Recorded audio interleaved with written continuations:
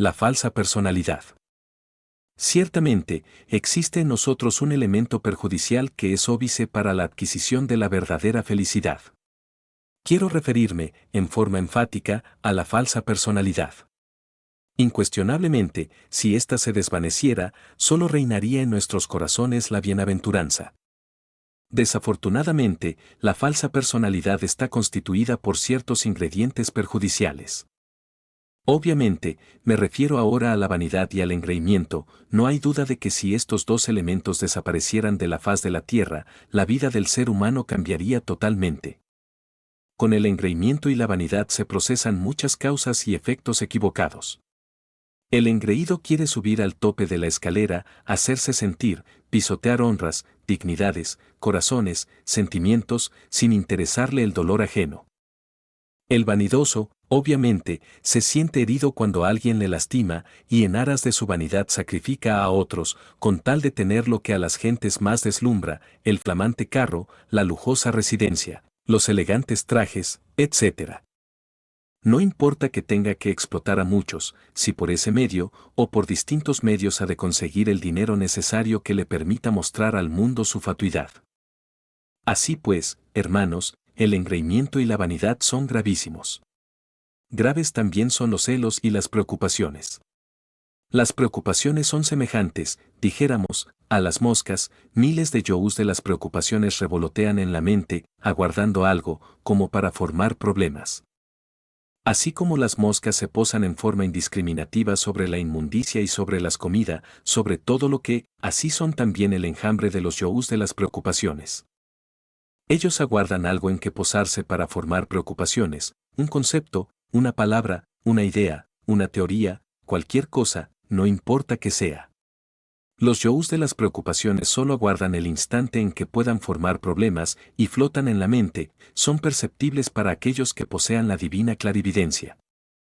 Es terrible eso, pensar, sencillamente, de que tales yous se corresponden con la falsa personalidad. Vean ustedes cuán perjudicial es la falsa personalidad. Y en cuanto a los celos, ¿qué diríamos? El celoso forma de una pulga un caballo, hace problemas por doquiera. Si el ser amado sonríe, ya ese es un motivo de celos para el celoso, y entonces calumnia, hiere, hace daño. Mas no solamente existen celos pasionales, también existen otra clase de celos, los celos religiosos, los celos políticos, los celos de amistad, esos nadie los puede negar, los celos son múltiples y causan gran dolor. Todos esos celos, todos esos yous de las preocupaciones, del engreimiento, que indubitablemente es gravísimo, la vanidad que tanta ostentación hace, y en fin, todo eso pertenece, sencillamente, a la falsa personalidad.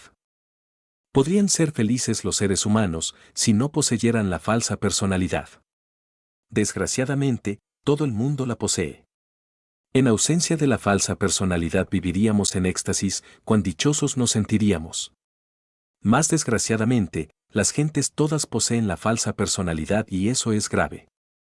Es necesario que nosotros nos propongamos a destruir la falsa personalidad. Es posible esto si le hacemos la disección a los celos, a la vanidad, a los yous de las preocupaciones, al orgullo, etc. Cuando uno comprende que el engreimiento es uno de los factores más densos de la falsa personalidad, se propone hacerle la disección a ese elemento y lo disuelve radicalmente. Pensemos en lo que es la felicidad del ser y lo que es la falsa personalidad. El ser, en sí mismo, es feliz, infinitamente dichoso. Cuando uno elimina a la falsa personalidad, queda en la plenitud del ser, goza entonces de la bienaventuranza. Desgraciadamente, muy pocos son los que se preocupan por esta clase de estudios, raros son aquellos que realmente intentan autoexplorarse profundamente.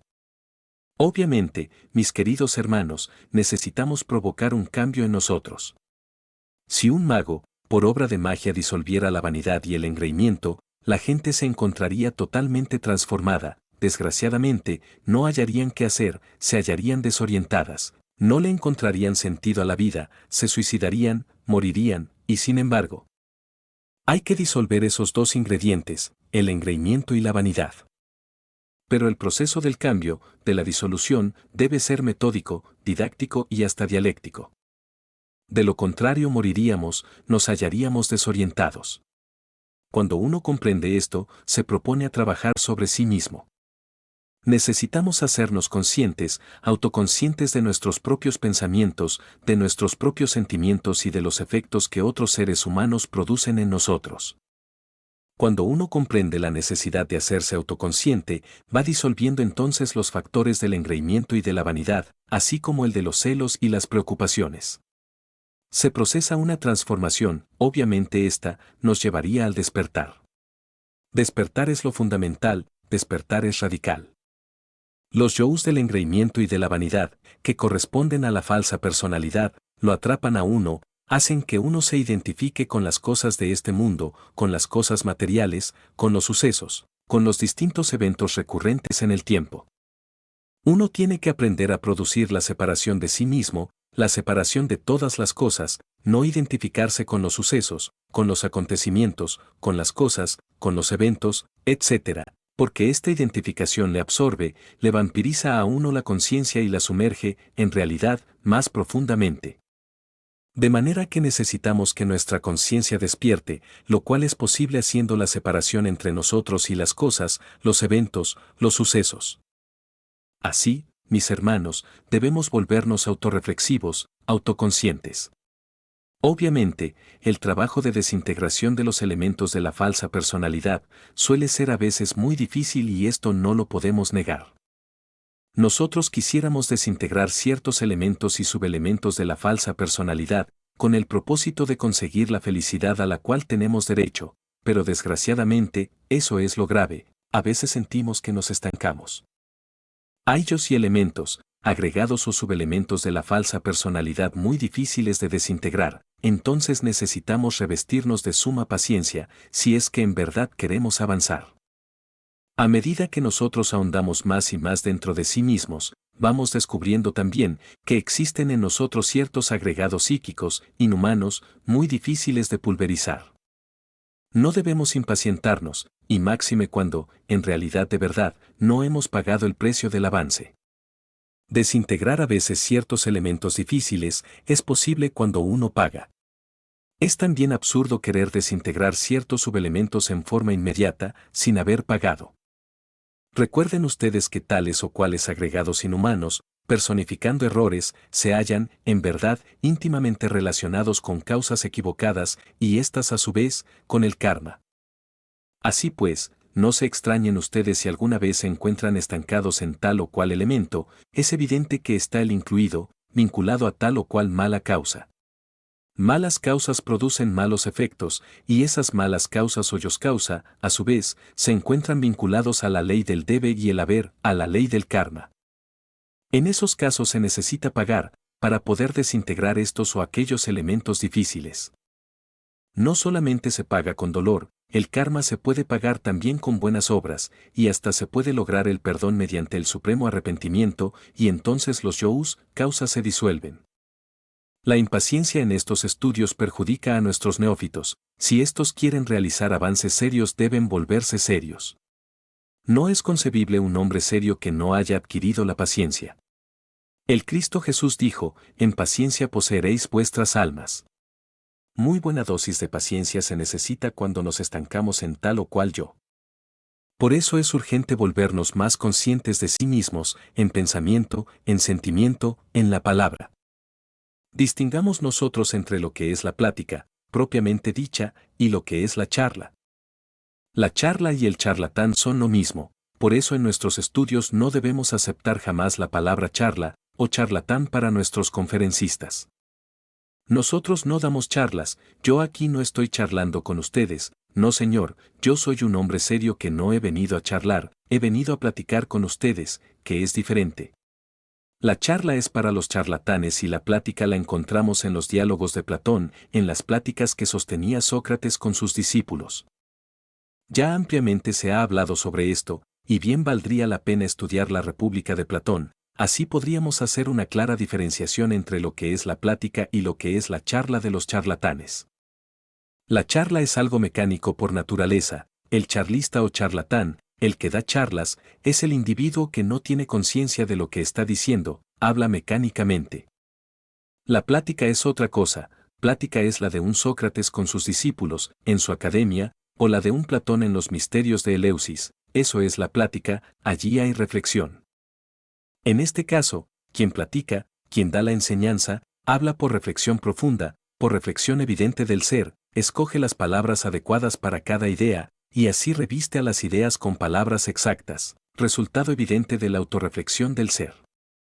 Quien platica, quien da la enseñanza esotérica, gnóstica, en modo alguno discurriría mecánicamente.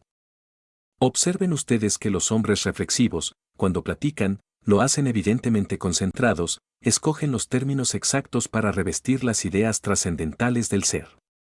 Así pues, debemos hacernos conscientes de la palabra, también debemos volvernos conscientes de nuestros sentimientos y de nuestros pensamientos. No hay duda de que en nosotros existen los 5 centros principales de la máquina orgánica, el intelectual, el emocional, el motor, el instintivo y el sexual. El intelectual está ubicado en el cerebro, el centro motor, en la parte superior de la espina dorsal, el emocional, incuestionablemente en el corazón, plexo solar y centros simpáticos nerviosos, el instintivo, en la parte inferior de la espina dorsal, y el sexual, propiamente dicho, en el sexo. Esos son los 5 cilindros de la máquina orgánica. Nosotros debemos aprender a manejar nuestros centros, si es que queremos vivir conscientemente. Un gran sabio decía que deberíamos usar también las partes inferiores de los 5 centros del ser. A muchos se les hará extraño, cómo es que un sabio aconseje, y me refiero en estos momentos, en forma categórica a Ouspensky, usar también las partes inferiores de los distintos centros de la máquina orgánica, pero así es. Estos nos ponen en relación con la vida práctica, con los hechos concretos de la existencia. Sabiéndolos manejar, evitamos el derroche innecesario de energía. Sería absurdo utilizar las partes inferiores de los distintos centros de la máquina cuando se deberían utilizar la parte superior de los distintos centros de la máquina, o viceversa. Sería absurdo usar los centros superiores, cuando se deberían usar los inferiores, o en otros términos, usar la parte superior de los centros cuando se debería usar la parte inferior. Un ejemplo concreto, supongamos que alguien está ocupado en un oficio baladí, sin importancia, en un momento dado, y que en ese momento está terriblemente concentrado en ese oficio tonto y que ha puesto en juego lo mejor de su mente y de su voluntad para hacer esa tontería. Allí hay un derroche inútil de energías. Para hacer una tontería, bastaría ocupar la parte inferior de los centros de la máquina orgánica, eso es obvio. Y así se evitaría el derroche inútil de energía. Quien quiera aprender a eliminar, dijéramos, los factores perjudiciales de la falsa personalidad, debe manejar los 5 centros orgánicos y saberlos manejar. Es necesario también saber usar las energías que fluyen por el interior del organismo humano. Por ejemplo, un mal uso de las energías lo tenemos en el pensamiento excitado, una mente excitada está funcionando mal. Obviamente, el centro intelectual y el emocional, si trabajan en forma coordinada y maravillosa, se vuelven productivos, realizan obras espléndidas, marchan bien. Pero, ¿qué tal si la mente se encuentra excitada por la energía sexual o por la energía del centro instintivo, o por la energía centro motor? En este caso, la mente está excitada, está funcionando mal. ¿Qué habría que hacer? Profundizarnos en el centro mental para poner orden dentro de la mente, sacarla del estado de excitabilidad y pensar con entera serenidad y lógica. No me refiero a la lógica formal, sino al tertium organum, a la lógica superior. Así que la mente excitada está funcionando incorrectamente. Nosotros necesitamos aprender a manejar correctamente los centros de la máquina, si es que queremos, en verdad, eliminar los elementos indeseables de la falsa personalidad. Existen muchos yous mecánicos, inútiles, en los 5 centros de la máquina, que hay que eliminar, yous de muchas tonterías que deben ser eliminados, el engreimiento, la vanidad, que dentro de la falsa personalidad originan, desde sus profundidades, ciertas acciones que resultan totalmente equivocadas y perjudiciales. Vean ustedes cuán necesaria es la autoexploración de sí mismo, cuán indispensable es autoexplorarse.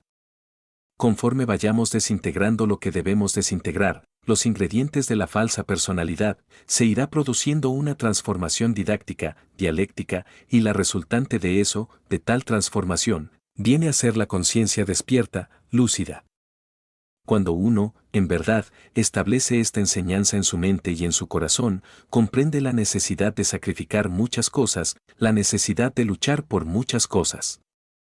Hay necesidad de sacrificar mucho, mucho, para conseguir la transformación de fuerzas. Sacrificar lo que es más grato en la vida del hombre, del ser humano, es indispensable, en verdad, cuando queremos transformarnos. ¿Qué se entiende por transformación? Convertirnos en una criatura diferente, en una criatura que corresponde más bien al periodo solar, eso es transformación.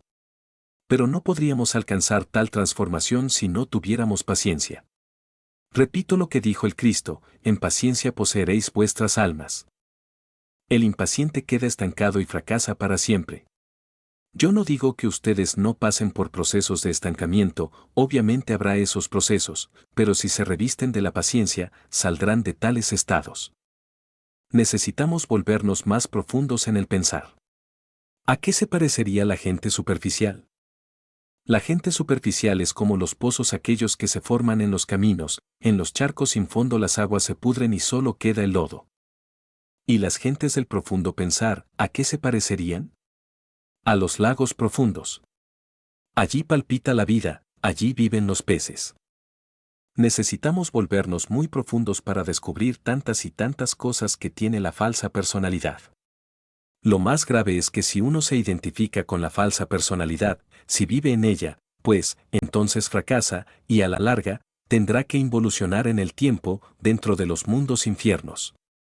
Si reflexionamos hondamente, mis caros hermanos, descubrimos dentro de sí mismos, quebrantar causas erróneas que sirven de basamento a determinados agregados psíquicos, dificilísimos de desintegrar. Comprender esto es vital.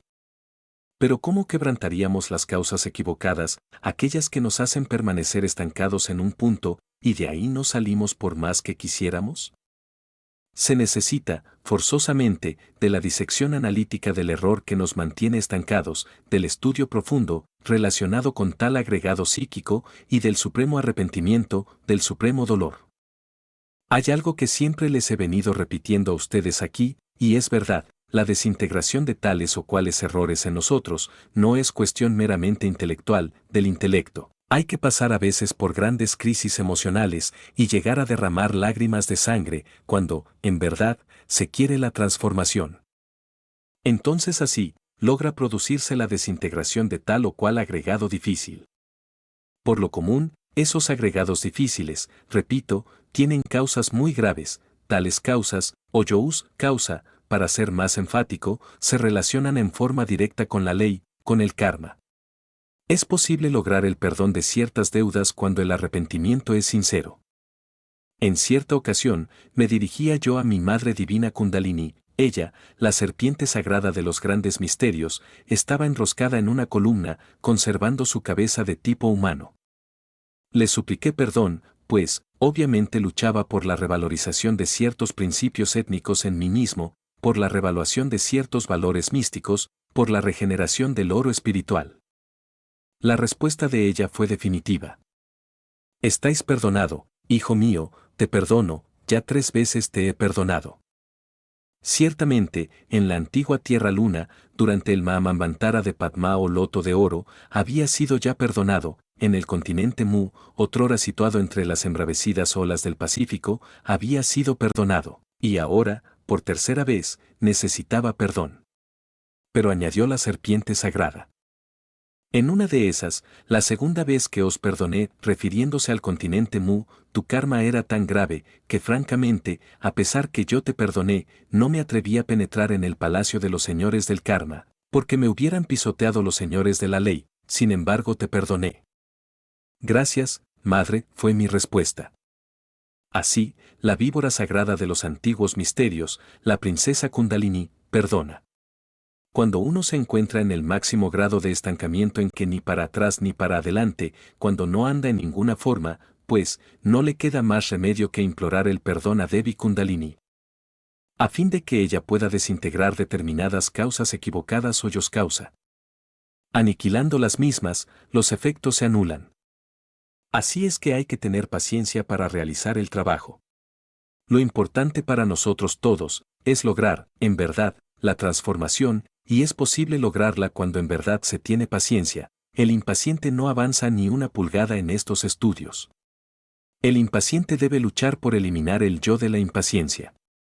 En todo caso, mediante la aniquilación budista, mediante la desintegración de toda clase de elementos inhumanos o subhumanos, perjudiciales, se consigue que la esencia o conciencia quede completamente desembotellada, despierta, en ausencia de la falsa personalidad, confiriéndonos algo que se llama bienaventuranzas. La bienaventuranza hay que lograrla, aquí y ahora, mediante la transformación radical. A través de todo esto, es como muchos hermanos van comprendiendo, sintiendo la necesidad del cambio. Es lamentable que muchos, en realidad de verdad, no tengan continuidad de propósitos, unos perseveran por un tiempo y luego se cansan, abandonan el trabajo sobre sí mismo y así no consiguen, en verdad, ninguna transformación. Para conseguirla, se hace indispensable la continuidad de propósitos. Necesitamos vivir en estado de autoobservación continua. Mediante la autoobservación, uno descubre todos los procesos de la vanidad y del engreimiento, entonces puede ya, con tales datos, trabajar todo eso, a esa vanidad y a ese engreimiento. Pulverizarlos es difícil que alguien permanezca en autoobservación de día y de noche, constantemente, es difícil hallar en alguien así. Cuando uno persevera en verdad, quebranta a los yous y libera a la conciencia, la vuelve refulgente, la torna despierta. Se necesita cambiar, mis queridos hermanos, urge el cambio y esto no es posible si continúa existiendo en nosotros la falsa personalidad. Quiero que esta plática les sirva a ustedes para la autorreflexión. Recuerden, en paciencia poseeréis vuestras almas, en paciencia llegaréis al despertar. Necesitamos hacernos consciente de nuestros propios pensamientos, hacernos conscientes de nuestros propios sentimientos, hacernos conscientes, en realidad de verdad, del efecto que nos producen las gentes que nos rodean. Necesitamos volvernos consciente del ambiente en que vivimos y de las relaciones que tenemos con el medio ambiente, necesitamos hacernos consciente de las relaciones que tenemos con nosotros mismos, pues, mientras continuemos existiendo como máquinas inconscientes, nada estamos haciendo. Necesitamos dejar de ser máquinas. Así pues, mis caros hermanos, hasta aquí mi plática de esta noche. Ahora estoy dispuesto a contestar preguntas con relación al tema. Estudiante. Venerable maestro, ¿a qué se debe la discontinuidad de propósitos? Maestro. Pues, cuando no se ha establecido un centro permanente de conciencia, no existe continuidad de propósitos, pero cuando se ha establecido un centro magnético en el fondo de la esencia, entonces hay continuidad de propósitos. Normalmente, el centro magnético de nuestra propia existencia está localizado en la falsa personalidad, por eso es que le damos tanta importancia a nosotros necesitamos, en verdad, transferir el centro magnético que tenemos en la falsa personalidad, necesitamos ubicarlo en la esencia, en la conciencia. Si de verdad perseveramos en este trabajo, trabajando sobre sí mismo lo logramos. Estudiante. Venerable maestro, ¿el uso del concepto falsa personalidad implica que existe una personalidad auténtica? Maestro. Ciertamente, la personalidad, en sí misma, es pura energía. Mas nadie nace con una personalidad, la personalidad es hija de su tiempo, nace y muere en su tiempo, no hay ningún mañana para la personalidad del muerto. Cuando retornamos, cuando regresamos, cuando nos reincorporamos en un nuevo cuerpo, tenemos que crear una nueva personalidad. Ella, en sí misma, es energía, pero se torna falsa, en realidad de verdad, cuando ciertos yos penetran en su interior y se desenvuelven en la misma. Por ejemplo, el yo de la vanidad, el yo de los celos, los yous de las preocupaciones, los yous del intelectualismo, y en general, los yous mecánicos que vienen, pues, a utilizar esa energía, a apoderarse, a ubicarse dentro de esa personalidad haciéndola falsa. Pero si desintegramos tales yous, entonces se vuelve pura, sin esos yous ya no es falsa, es un instrumento para trabajar, pero ya no es falsa personalidad. Estudiante. ¿Cómo podemos establecer una fuerte personalidad? Maestro. La personalidad debe equilibrarse con la esencia. Cuando la personalidad es más fuerte que la esencia, hay desequilibrio. Cuando la esencia es más fuerte que la personalidad, hay desequilibrio. Ciertas gentes del campo desarrollan la esencia maravillosa a costa de la personalidad, cuando vienen a la ciudad están desequilibradas. Y ciertas personas de la ciudad desarrollan la personalidad en forma exorbitante, cuando van al campo, cuando se ponen en contacto con la naturaleza, están en desequilibrio. Necesitamos un perfecto equilibrio entre la esencia y la personalidad. Estudiante. Cuando alguien se autorrealiza, ¿le infiere carácter de eternidad a alguna determinada personalidad? Maestro. Bueno, podría decir que sí. Por ejemplo, un maestro resurrecto que pueda conservar el cuerpo físico, obviamente tendrá una personalidad eternal en el mundo físico, tendrá otra personalidad eternal, relacionada con el cuerpo astral, otra personalidad eterna en el mundo mental, relacionada con el cuerpo mental. Y otra personalidad en el mundo causal, relacionada con el cuerpo causal.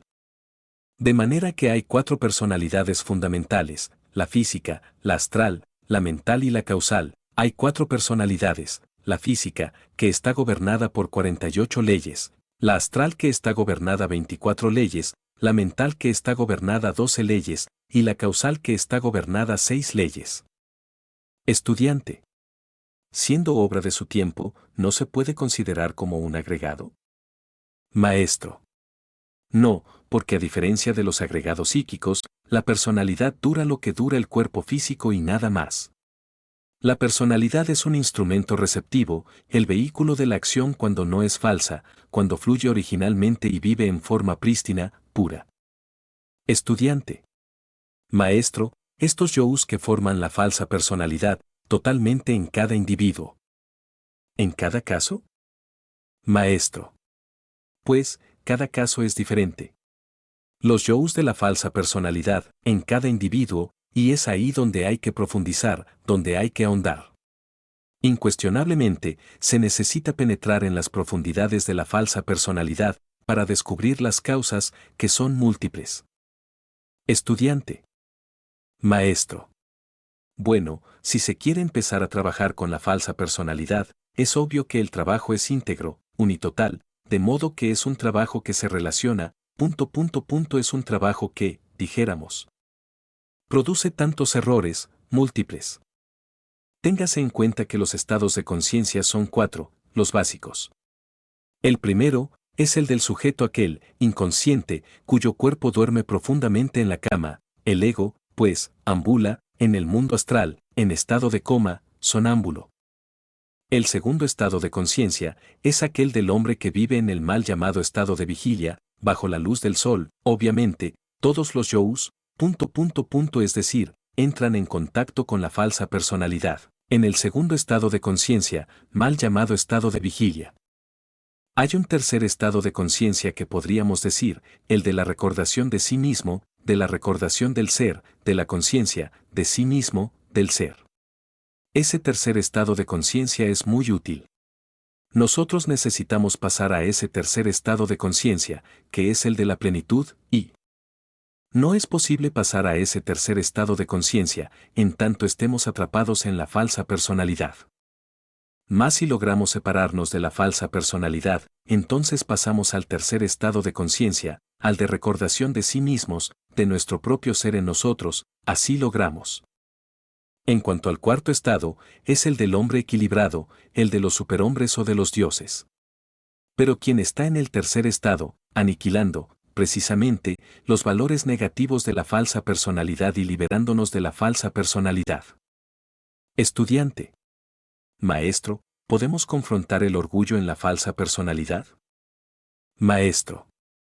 A despecho de muchos autores, pero mi concepto es que, pertenece más bien al mundo de la, eso es obvio. A ver, hermana. Estudiante. Venerable maestro, se podría decir que la personalidad pura, hablando de los venerables maestros, por ejemplo de, cómo es que se expresan esas características en su personalidad, o del divino maestro Paracelso. Maestro. Cada maestro tiene 4 personalidades. Estudiante. ¿4? Maestro. Claro. La física, la astral, la mental y la causal. La física pertenece al mundo de las 48 leyes, la astral pertenece al mundo de las 24 leyes, la mental pertenece al mundo de las 12 leyes y la causal que está gobernada 6 leyes. Y esta es la manifestación causativa del hombre, es el verdadero hombre. Estudiante. Venerable maestro, usted nos comentaba del centro intelectual y de los pensamientos y de la no identificación con esos pensamientos. ¿Es posible llegar a un estado en el que uno piense cuando quiera pensar y deje de pensar cuando no quiera pensar? Maestro. Pues, si uno no ha logrado, y es víctima de su propia mente, está fracasado. Con justa razón dice la maestra Elena Petronila Blavatsky en La voz del silencio, la mente que es esclava de los sentidos, hace al alma tan inválida como el bote que viento extravía sobre las olas. Si uno no es capaz de, sus propios. Incuestionablemente, todavía, va muy mal, es decir. ¿Hay alguna otra pregunta? Estudiante. Maestro, una pregunta que me inquieta, o sea, un estudiante ve a un tipo que de repente su personalidad se derrumba, no sé si será justo nombrar nombres, no, en Venezuela, cuando yo empecé en primera cámara, había un joven bastante avanzado en estudios, un ejemplo para los que empezábamos, mucho más joven que yo, ¿no? Creo que estuvo aquí en México un tiempo, pero después, este muchacho, dejó esos conocimientos que admirábamos, y lo llamamos lo que es más simple para el mundo exterior, lo llamamos loco, se volvió loco, vamos a decirlo, ¿por qué no? M. Lo digo porque me impresionó tanto, me dolió tanto el perderse ese muchacho, que fue un ejemplo, pues, de estudio esotérico, y de repente, toda esa personalidad de buen estudiante, de buena persona, se perdió, se derrumbó, no sé, en una forma que hasta ahora ha sido un misterio, cada quien ha dicho su opinión, ¿no? Que se quemó, que se volvió loco. Pero a mí ninguna de las respuestas me ha dejado satisfecho, que ese muchacho, así, de repente, su personalidad se disolviese, como volverlo arena, pues, quedar en polvo. Maestro. Ese es un caso de desquiciamiento intelectual. Estudiante. ¿Cómo? Maestro. Ese es un caso de desquiciamiento del centro intelectual, del centro del intelecto, eso es todo. En realidad de verdad, ¿qué? Estudiante. ¿Lo que dicen vulgarmente, se volvió loco? Maestro. Este es un caso vivo de desquiciamiento intelectual, es un caso. Pero pensemos nosotros en lo que es la falsa personalidad. Si nosotros conseguimos liberarnos de esa personalidad falsa, nos establecemos, de hecho, en el tercer estado de conciencia, que es el de la recordación de sí mismo, del propio ser. Ahora bien, todos tenemos derecho, por nacimiento, al tercer estado de conciencia. Observen ustedes a los niños recién nacidos, viven en el tercer estado de conciencia, el de la recordación de sí mismos, del propio ser. Desgraciadamente, todos nosotros, debido a la falsa educación recibida, a los malos ejemplos de nuestros familiares, caemos del tercer estado de conciencia al segundo estado, que es como caer del cielo al infierno. Nacemos en el tercer estado de conciencia y pronto caemos en el segundo, en el mal llamado estado de vigilia, que equivale ello, como caer, repito, del cielo al infierno. Es en este infierno del segundo estado de conciencia, donde los yous nacen, donde los agregados psíquicos se manifiestan, donde todos los elementos inhumanos, perversos, que nosotros tenemos en nuestro interior, se robustecen. El segundo estado de conciencia es, ciertamente, un verdadero infierno. Estudiante. Venerable maestro, en su disertación hablaba que debemos aprender a sacrificar ciertos aspectos, ¿no? Queríamos preguntar, enfáticamente, ¿qué es lo primero e impostergable por donde debemos empezar? Maestro. Pues, hemos de empezar a sacrificar el engreimiento. Empezar por saber, hacernos conscientes de que nosotros no somos sino míseros gusanos del lodo de la tierra. Sacrificaremos también la vanidad, porque realmente, no hay nada de que envanecerse. Sacrificar las preocupaciones cerebrales, volverlas polvo, sacrificar los celos que nos producen dolor. Estudiante. ¿Hay algún autores que hablan de sacrificar el sufrimiento? ¿Tiene algo que ver el sufrimiento con la falsa personalidad? Maestro. Pues, la gente sacrificaría todo, menos el sufrimiento. La gente es capaz de sacrificar sus vicios, sus pasiones, su vida misma, menos su dolor. A sus sufrimientos los quieren demasiado, no los sacrifican por nada, y hay que sacrificarlos también. Y hay que sacrificar la falsa personalidad, la identidad que tenemos, lo que aparentemente somos. Nuestra personalidad debe perderse para nosotros mismos. Estudiante. ¿Qué consejo nos daría el venerable maestro de cómo sacrificar el sufrimiento? Maestro. Pues, hombre, aprender a sacar del dolor lo mejor, aprender a sacar, dijéramos, del sufrimiento lo más útil, aprovechar, dijéramos, las adversidades, porque las adversidades nos brindan siempre las mejores oportunidades para la autorrealización. Así entiendo yo el sacrificio de los sufrimientos. Hay dolores terribles, hondos, que penetran en la conciencia, y si sabemos sacar partido de ellos, si sabemos aprovechar la lección que nos dan, entonces sacrificamos el sufrimiento. Hay que saber sacar de ellos el provecho, hay que sacar las lecciones que nos dan, saberlas extraer, son verdades terribles estas que les estoy diciendo. Se necesita pasar por la aniquilación de la mente, del sufrimiento, de la personalidad, del yo. Como resultado de tantas transmutaciones, como resultado de tantos trabajos, surge al fin una criatura diferente, terriblemente divina, en el fondo de cada uno de nosotros. Por eso se ha dicho que mediante la muerte se inicia la transformación, y es mediante la transformación como podemos llegar nosotros al nacimiento segundo, convertidos en seres terriblemente divinos, más allá del bien y del mal. A ver. Estudiante. Por lo común, venerable maestro, cuando muere un ser querido, el común de las gentes, pues, piensa y si ve que aquel no llora o lo siente, piensa que no sabía querer, ¿no? ¿Esto hace parte de la falsa personalidad o del sufrimiento? Maestro. Pues, del dolor que produce la muerte de un ser querido, obviamente, que si uno sabe extraer de él, y queda el dolor sacrificado en aras de la transformación, así es como debemos actuar, dime, hermano. Estudiante. Venerable maestro, ¿el engreimiento se origina con la personalidad? Maestro. ¿Qué dices? Estudiante.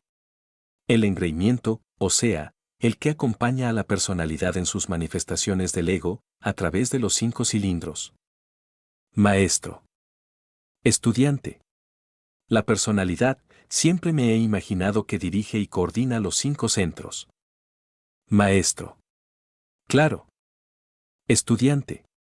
Entonces mi pregunta es, no sé si esta es producto del engreimiento o de la falsa personalidad. Maestro. ¿Te refieres al engreimiento? El engreimiento es uno de los elementos inhumanos de la falsa personalidad, sentirse uno más grande que los demás, cuando en realidad de verdad no es más que un gusano del lodo de la tierra. Eso corresponde a la falsa personalidad. ¿Qué me decías? Estudiante. Venerable maestro, hemos oído hablar que existe un yo metálico, ¿nos podría explicar acerca de lo que es? Maestro. ¿Metálico? Estudiante. Sí. Maestro. Yo nunca he hablado de yous metálicos, me he referido siempre a los yous mecánicos. Estudiante. No específicamente usted ha hablado, sí que hemos oído hablar que existe un yo metálico. Maestro. Pues, a no ser que queramos llevar esto a la alquimia. En alquimia se entiende por transmutar los metales viles, la transmutación metálica, entonces ya es diferente, pues, entraríamos en el terreno de alquimia. A ver, ¿qué otra pregunta? Estudiante. Maestro. Pues, claro, porque los maestros tienen su cuerpo físico, astral, mental y causal, en cambio los neófitos todavía no poseen tales cuerpos, sino que únicamente tienen el cuerpo planetario, el cuerpo físico, con su correspondiente asiento vital. Más allá, lo único que poseen es el ego. Así pues, no tienen los pobres profanos más que la personalidad física. La personalidad nace en su tiempo, muere en su tiempo, no hay un mañana para la personalidad del muerto. Después de la muerte lo único que continúa, es un montón de diablos, no tienen un orden, no lo hay. Pero otra cosa es un verdadero iniciado. Si un hombre se fabrica, por ejemplo, un cuerpo astral, si se da el lujo de crearlo, incuestionablemente crea también una personalidad, y después de la muerte se encuentra con su personalidad inmortal en el mundo astral. Si un hombre se fabrica un cuerpo mental, después de la muerte, se encuentra el mundo de la mente perfectamente vivo, es un hombre inmortal en el mundo de la mente. Y si un hombre se fabrica un cuerpo causal, después de la muerte, se encuentra en el mundo causal convertido en hombre, con una personalidad causal, es un hombre inmortal en el mundo de las causas naturales. Así pues, un hombre auténtico, o sea un maestro tiene 4 personalidades, la física, la astral, la mental y la causal. A ver, hermano. Estudiante. Venerable maestro, ¿cómo podríamos desarrollar nosotros la comprensión? Maestro. La comprensión creadora se va desarrollando a base de puro discernimiento, no puede haber comprensión si no se establece un perfecto equilibrio entre el ser y el saber. Cuando el ser es más grande que el saber, de allí deviene, como decía Gurdjieff, un santo estúpido. Cuando el saber es más grande que el ser, de allí deviene, digo yo, un bribón del intelecto. El mundo está gobernado actualmente por bribones, de allí el estado caótico en que se encuentra la humanidad. Establecer el equilibrio entre el ser y el saber es indispensable. Uno establece ese equilibrio entre el ser y el saber a base de meditación. Si estudiamos, por ejemplo, un versículo bíblico y lo grabamos únicamente aquí, no utilizamos para el estudio más que el centro formativo, el centro que registra, el intelecto, pues, obviamente vamos mal, estamos destrozando ese centro. Pero si estudiamos el versículo bíblico y luego nos absorbemos en profunda meditación, con el propósito de hacernos consciente por iluminación del hondo significado de aquel versículo, entonces se forma, dijéramos, un intercambio entre el ser y el saber. El saber se funde en el ser y el ser se funde en el saber, y de esa fusión integral resulta la llamarada viviente de la comprensión. A ver, hermano. Estudiante. Venerable maestro, y en el caso de un anasmusiano, ¿corre el peligro de formar una falsa personalidad en el cuerpo astral? Maestro. ¿Te refieres al cuarto caso, o cuál de ellos te refieres? Estudiante. Bueno, a alguien que haya formado su cuerpo solar astral y no haya muerto en el ego. Maestro. Pues hay 4 clases de Anasmusen. El primero lo tenemos en el hombre meramente físico, en el hombre que no tiene sino el cuerpo planetario y nada más, aunque hay en él un elemento, un algo fatal, obviamente, sino desintegra lo que tiene de Anasmusen. Pero al fin y al cabo después de la muerte segunda. Hay una segunda clase de Anasmusen. Aquellos que se crean el cuerpo astral, o sea el cuerpo quetzjano, incuestionablemente, si no disuelven el ego, a la larga, se convierten en Anasmusen, entonces para ellos no hay sino un camino, reincorporación incesante en organismos animales. Dejar cuerpos humanos y seguirse reincorporando en organismos animales, así, poco a poco, van eliminando lo que tengan de Anasmusen. Hay una tercera clase de Anasmusen.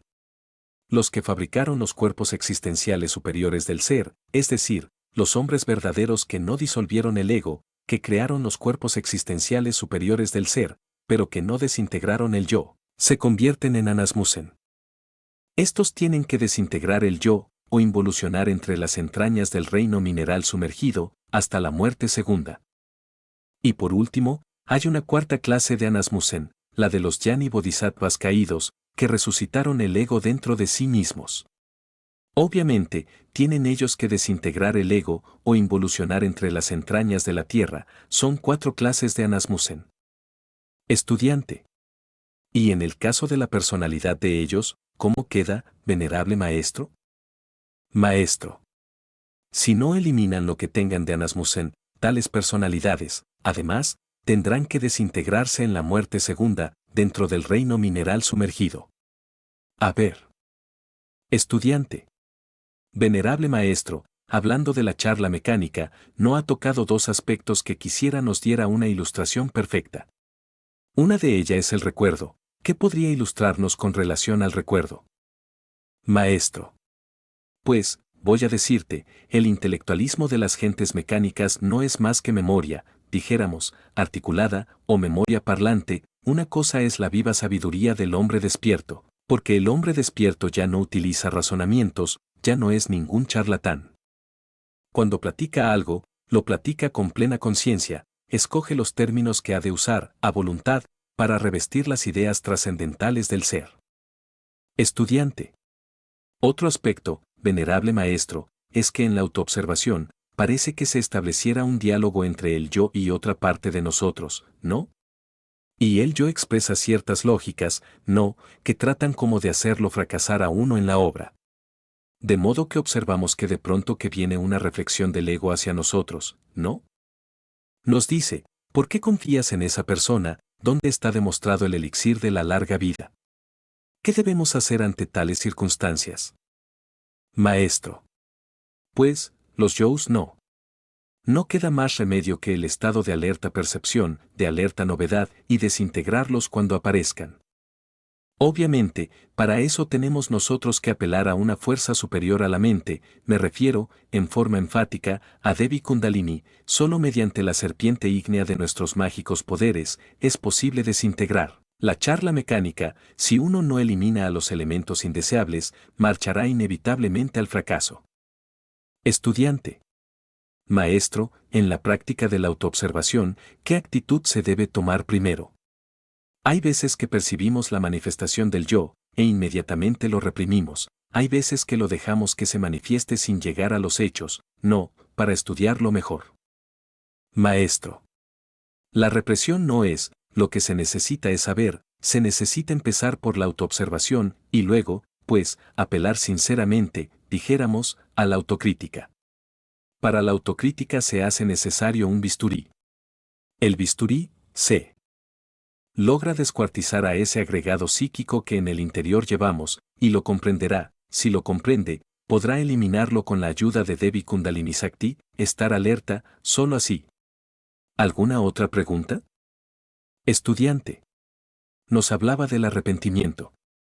¿Se puede concebir un arrepentimiento subjetivo? Maestro. Sí, hay arrepentimientos subjetivos y los hay objetivos. El arrepentimiento subjetivo es más bien mecánico, a veces se hace por compulsión, alguien le hace ver a uno que ha cometido tal o cual falta y entonces uno se arrepiente, ese es un arrepentimiento mecánico. Necesitamos nosotros, no de ese arrepentimiento mecánico, necesitamos del arrepentimiento consciente, del arrepentimiento objetivo, logrado mediante la dialéctica íntima del ser, mediante la dialéctica de la conciencia. Solo mediante la dialéctica de la conciencia, de la dialéctica íntima del ser, se puede conseguir el arrepentimiento real, auténtico, que obviamente ha de llevarle a uno a un cambio profundo en nuestras intimidades. En todo caso, hermanos, estoy mostrándoles el camino de la transformación, este nos conduce al autodespertar, a la objetivación real de la conciencia, y eso es lo que importa, lo trascendental. ¿Alguna otra pregunta? Estudiante. Ese arrepentimiento, maestro, podría surgir de las personas místicas, entregadas al misticismo, a las personas emotivas, más bien, movidas por choques emotivos. Maestro. Pues, no podríamos pronunciarnos así, en esa forma, contra ciertas gentes místicas. Muchas veces una humilde mujer que enciende una veladora ante a un santo, puede realizar prodigios que no realizaría jamás un profesor de física atómica. De manera que debemos tener mucho cuidado con las palabras. Yo soy matemático en la investigación y exigente en la expresión, por eso exijo de usted exactitud en las palabras. ¿Alguna otra pregunta, hermanos?